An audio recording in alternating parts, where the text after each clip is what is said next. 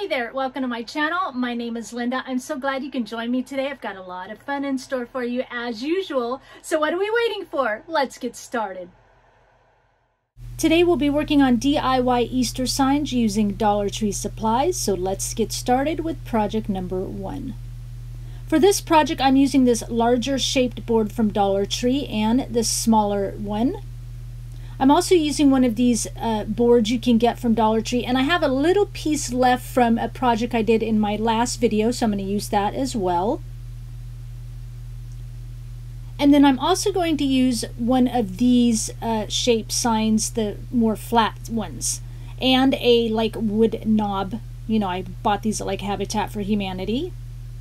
And one of these hearts, I'll figure out when I get to it. You can get these, you know, got them at Valentine's Day, the package of wood hearts. I'm also going to be using some of this paper for this one. It is a double-sided paper. It is from my supply. I don't know where we can find it anymore. It's pretty old, but I love the color of it. What I'm going to do is kind of alternate it. So, you know, plain on one side as we're going up on the wood, polka dot on the other side, you know, on the next piece of wood, and so on. I'm not going to cover everything completely, but just a few pieces. So I've got the bottom piece turned over, and I'm tracing it. I've got a mechanical pencil with the lead out really far so I could get into that top part because, you know, the design is kind of how do I want to say it? You know, when you flip the wood over, like the base, the design is more beveled in on the top. You can see it to the left, if you know what I'm trying to say. I can speak English here. Anyway, so, and then I'm going ahead on the flip side. I'm just using one sheet of paper here on the flip side, and I'm tracing this other sheet. I like to trace on the side that I'm not going to be seeing, of course, in case, you know, I don't quite cut it perfectly, and I don't want to have to worry about erasing the pencil lines or this and that. So I'm just kind of going back and forth, tracing on the side that won't show. And then on each of my pieces, I'm going to come in about 1/4 of an inch here. I do this all the time, and those of you who've been with me a while know I do this, and I will draw new pattern lines all the way around all my pieces. And I like to do this so that my wood shows around the perimeter. But I always like to share this in case I have any new people coming to check me out or following my channel, so you know what I'm doing. So if you don't have this big thick wood, you could use these thinner wood pieces for the base. I wanted to show you that. And if you can't find that plain wood, you could use like one of these wood signs from Dollar Tree. So I just kind of wanted to show you a few options. Coming up here in a minute, I'll be using this Waverly Antique Wax mixed with water, or in about 5 seconds. Maybe 1 second, I don't know. And I'm just going to do this on the wood to kind of stain it first, especially on these lighter wood pieces. If you stain it first, and then when you go to paint over it with your color on top, if you're using a light color paint, that way when you go to distress and sand around the edges, some of that darker stain will pop through. Because when you're using lighter wood on lighter paint on lighter wood and you go to sand it, you don't really see the distressing, so why are we even distressing? And I like to distress. Although in this case, I do go and distress around all my pieces off camera, and sometime later on, there's something about the sign I am just not liking. And I'm like, what is it? What is it? What is it? And then I figured out I don't want the distress on this. So I end up repainting the whole thing with the paper on, a tiny paintbrush to take the distress away. And you'll see how that turns out later. But if you like the distress look, this is what it looks like. I just took a sandpaper, my electric sander, distressed around the edges. And then I'm coming in on my sewing machine. Those of you who might be new to my channel, I love to sew on my papers, just as if I'm sewing on fabric. If you're a sewer, this is a great subtle thing to add texture to our projects. I just use a size of 10 or 11 needle, depending on the manufacturer, brand, whatever comes in the package. 10 or 11 found works best going through paper. My machine likes all polyester thread, but cotton thread works just fine. And in my stitch length, I mean, only goes up to a 4, so I'm on a 4, and then my tension's like set on 4. And then I also like to add extra texture. I take the open end of my scissor blades and I scrape along the edges. I do want to mention, I don't think I ever have, when you do this, pick a pair of scissors Scraping along the edges of papers eventually will take its toll on the scissors. So pick a pair of scissors. These are my only pair with orange handles. You can see the lovely texture it provides. Take a pair that you're not going to use on anything else and only use it for distressing, because later I've tried to like grab those scissors and cut like thread. Won't even cut thread. So pick a pair, only use it for distressing. So now we're coming down and I'm starting to add my papers to my pieces here. So I added plain side up on the bottom layer, and then I'm going ahead and just using Beacon Fabri-Tac glue, and I'm gluing down the wood on this top.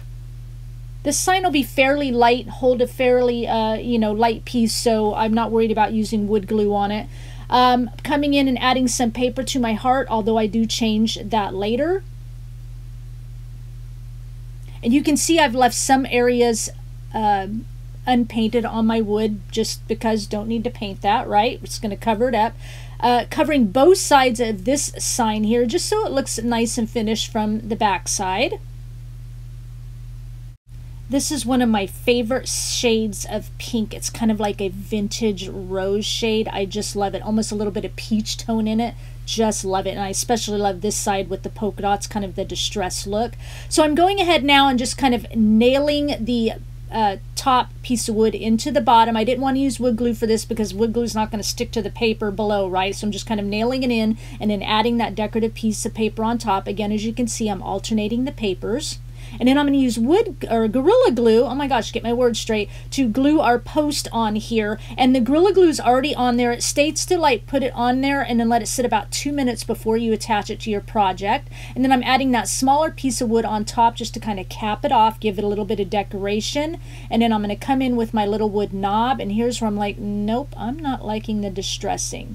So next thing here, you can see it how now it is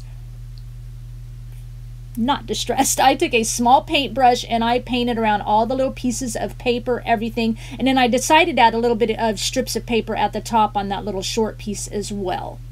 I think it looks so much better not distressed, but you do you, because you guys know I always do my distress, but this one I decided, nope, I don't like it. So I'm using a quote here that I created on my Cricut machine. It is finished because Easter is all about Jesus Christ. And so all my signs today will be that based with, scriptures and such from the Bible. And we'll talk later about these quotes. Of course, you can use letter stickers if you have beautiful handwriting, stencils, anything like that, if you don't have an electronic cutting machine. I've got 2 pieces of cardboard here because I want to lay this under my little quote here. Because I want my quote to look like, someone came along and nailed it to a post. But if I just do it like this, you're going to kind of get this look, this slanted look. And I don't want that. I want that to look nice and level. So I'm going to take this cardboard and glue it to the back of the little sign here, kind of at the back at the bottom, saving room for my little clothespin. And I'm going to add some little glue on the clothespin here and then attach it to the sign at the top, right above that cardboard. And then I'm going to attach this part, all of it, of course, to the sign, and I kind of going back and forth if I want it straight or a little bit slanted. In the end, I chose a little bit slanted. And then I'm going to add my heart here. Here's where you can see I changed my paper on it. I kind of went with the color that matched the paint of the base a little bit to kind of bring that back up. I think that looks really nice. Love Farmhouse rustic of it. Now I'm coming in with the same paint I used for the base. Did I show you the paint I was using? I can't remember. It's Dixie Belle chalk paint in the color Drop Cloth, one of my favorites. I take it, mix it with a little water and my fan brush, dip my fan brush in that, and then I bring it out, kind of pad my fan brush off to get the excess off, and then I tap the fan brush so that adds tiny little splatters. And I'm adding my glue here so that I can glue this onto the post. Know right where I want it, and then once I get this where I want it and the glue sets, that makes this project complete.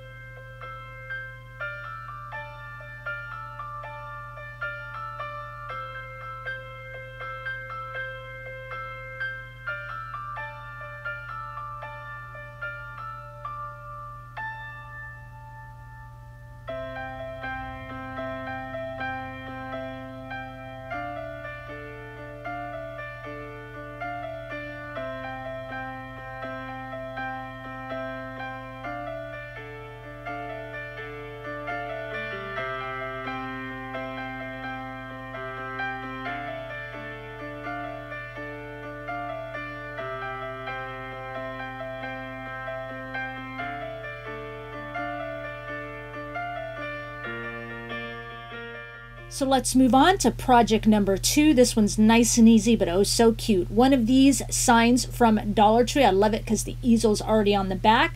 We're going to go ahead and remove the little whisk design on there. I used my heat tool here that helped pull it up a lot. And I love these signs because the back is not paper. You don't have to mess with it. This whole decor on here is painted on. It makes it so nice. But I went ahead and just kind of sanded it off so I wouldn't have to do so many coats of paint trying to cover up that dark lettering. Now I'm using square dowels here. You can get these in the package at Walmart. I've cut them to fit the shape of this sign, and I'm using wood glue here to add it all around the perimeter, so it kind of adds a little framing onto our sign here. Nice and easy, and I like how it turned out. There I go with that nice and easy thing again. You all are going to be saying it soon. It is easy. All right, once we get this other one on here, now it looks a little more complete, a little bit more, you know, upscaled, I think. And I'm using Debbie's Design Diary DIY chalk paint in White Swan, which is just a beautiful shade of kind of a creamy white, off-white, not yellow based at all. And I'm going to come in or just around the edges on the inside, because we'll cover that inside again with some scrapbook paper. Just painting those edges there, and then of course I'll completely paint around the framing that we just added. And I believe I do a couple of coats. I usually do a couple of coats on everything. Even if I'm going to distress it, for some reason I go in and do 2 coats. You think if I'm going to distress it, I'd only use 1 coat. But I love the look of that more thick look of 2 coats, I guess, to say. And then I will come in and just kind of distress this a little bit. I've just got some sandpaper, like 120 grit sandpaper I glued onto a popsicle stick. And I'm just distressing around the sharp edges. It's just so minute, you just don't hardly notice it, but I know it's there. I've got my scrapbook paper here, 2 pieces. Again, this is a double-sided, and I've cut to fit the inside of the frame just a little bit short, of course. And sewed around it just like in the last project. And now I'm taking the open end of my scissor blades just like in the last project, and of course we will do this in the next couple of projects, and scraping it along the edges of the paper, give us that distress look. I'll go ahead and lay this bottom piece down first. It's just a little bit bigger. But see how I cut it, and just probably 1/8 of an inch is all I left on that inside. And then I'm bringing down this other paper here to put on top. I love that stripe look on that side. I think it's such a pretty paper, so you know, why not use it and cover it up, right? So now I'm taking my fan brush in some watered down paint, the same paint color as the frame, and you see how I wipe the excess off onto paper after I dip it, and then I just tap the brush lightly to add some small splatters.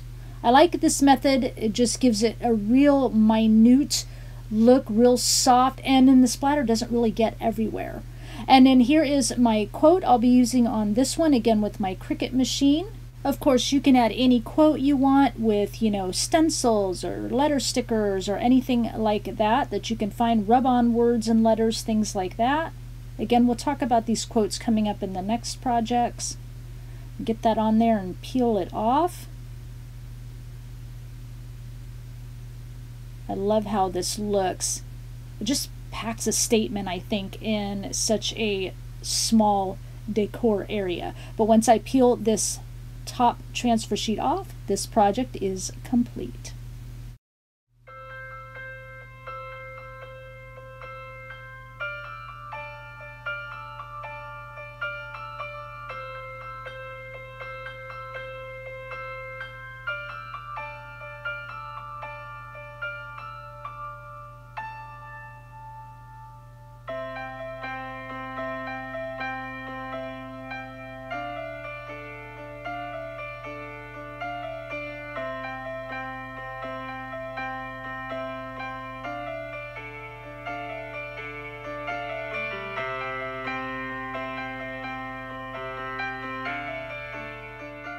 So let's move on to project number 3 and 4. For this project from Dollar Tree, I'll be using one of these vases. Now you can do 2 of these vases, of course. One of these signs from Dollar Tree and one of these chalkboard signs as well. I've also got some wood dowels here, and you'll just cut these to whatever length you want. These are the shorter length ones, I believe. And then I got this from Home Depot. I'll flip it over here. It'll tell me what it was. I wrote it down. Here it is, ornamental molding. They were like $1.69. And then these I got from Hobby Lobby. And then I have these end bead caps that I did not get at Hobby Lobby, but I'm sure I have seen them at Hobby Lobby. This is what they look like. These are called tread wheel. I chose them because of that little kind of recess in it. I thought those bead caps would fit really nicely inside. And then these are what the other ones are called, and dowel caps. And if these don't have these at Hobby Lobby, they do have the larger beads and you can just drill a hole in it. Now this a friend gave me, but I've seen things like these little molding, these little furniture like feet and stuff that you get at like Home Depot. And I took the double-ended screw out and then I just filled it with wood filler. But you could use 2 Dollar Tree bases if you want. Vases, not bases. And so now I'm using some wood glue and I'm attaching these little tread wheel to the little ornamental moldings, and then I'm adding both of my little bead end caps here to the dowels, one on each side of the dowel, of course. And then I'm just adding some wood glue onto the little tread wheels. I want to call them donut wheels for some reason, but whatever, so that my little bead can just set right inside that little recess. It actually worked really well, especially with the wood glue, just held it nice. We'll go ahead and get the other one done here. End cap on both sides. And then I used a little paintbrush here to get in here. And I think it wasn't quite holding, so I went in and added some wood glue in the center off camera and then put it right back on. Because I was like, it's got a little bit too much of a wobble. I want to add some more glue. And then I just let those set up before I started touching them. We're going to go on with painting them now. They're all set up. I'm using DIY White Swan chalk paint in the color White Swan. DIY Swan. Oh my gosh.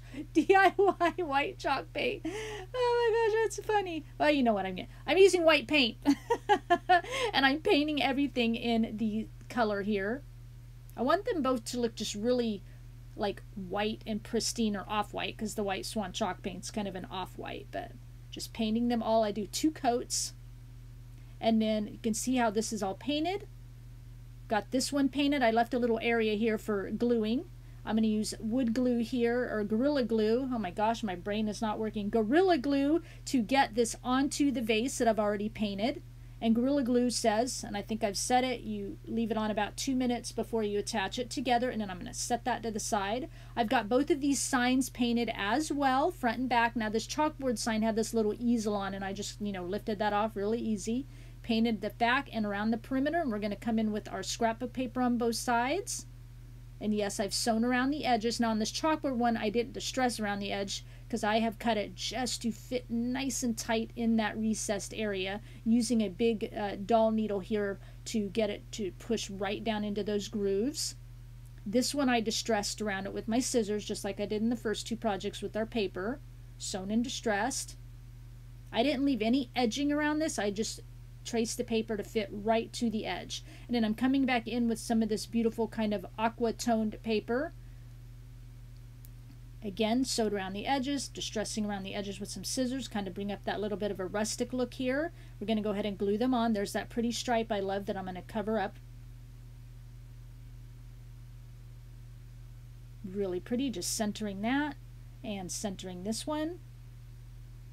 Just nice. This is all set and ready to go. You can see I've distressed along the edges really lightly, not a whole lot, just real gentle distressing with that popsicle stick with the little sandpaper on it. You can see how this one turned out. And I've got some Gorilla Glue on this one. It sat about 2 minutes. The same on this side. I've got some Gorilla Glue top and bottom. It sat about 2 minutes. We'll go ahead and put that on.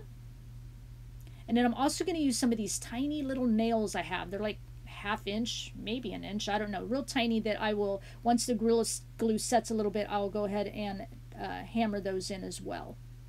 But this Gorilla Glue holds pretty tight. It was more for the one that, the chalkboard one, where there's not, like, it's got the recessed area on the back, so that's not really going to touch that dowel. I wanted to make sure I hammered that one in for sure. And I'm of course putting some clamps on here to make sure that just sets in place really well. See here, it's kind of recessed in there, so the glue's really only top and bottom, and so that's why I clamp everything and then I nail them in a little bit later. And then they're so tiny that once you nail those in and paint them, look, you can't even see the nails here, huh? Just barely, you can see a couple of nails on each one.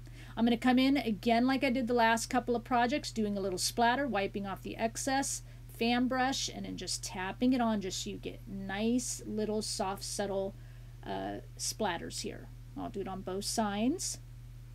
Just adds a little something. And here comes my quote on this one. Go ahead and get that one put on. This one is a little bit bigger. I didn't really notice when I went to put it on. I probably would have sized it down just a little bit, but it looks okay. But it kind of goes edge to edge. So those of you that are saying, I want to use those quotes, you can. I made you a free printable.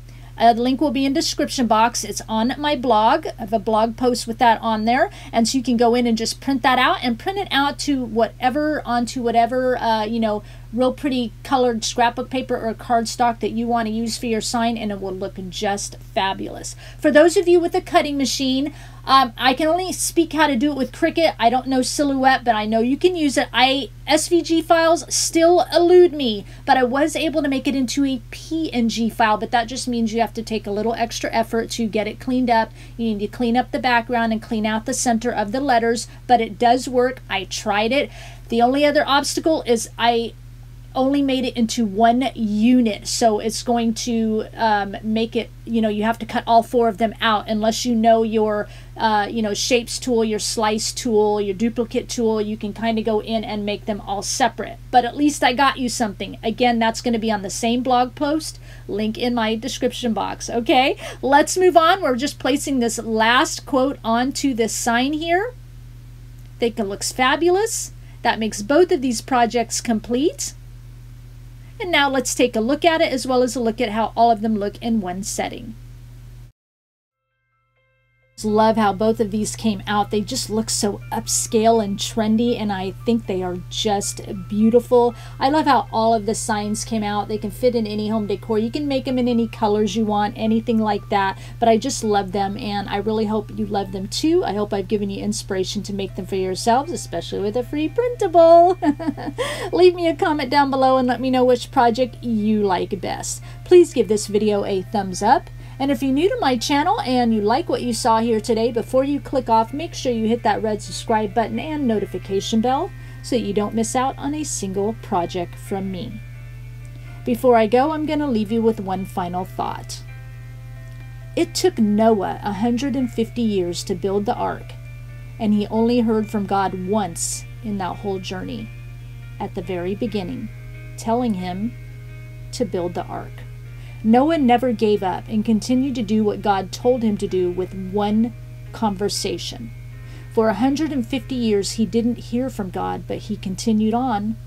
We might have the tendency to think, okay, God, I haven't heard from you again, so it must not have been you. As soon as our situation increases and we don't hear from God again, we give up, and so we miss the blessing. Some of us has waited for a day for an answer, and it feels like an eternity. Imagine 150 years of waiting. We have to be patient in God's timing. He will come through with His promises. He wants the best for you. Please be diligent in fighting for your hopes and dreams. I don't want any of you to think that God doesn't care or He isn't listening, because that is absolutely not true. He wants to meet your needs, and He wants to take care of you. He wants to give you a hope and a future, or He wouldn't have said it. I thank you for sharing your time with me, and I'll talk with you again soon. Bye.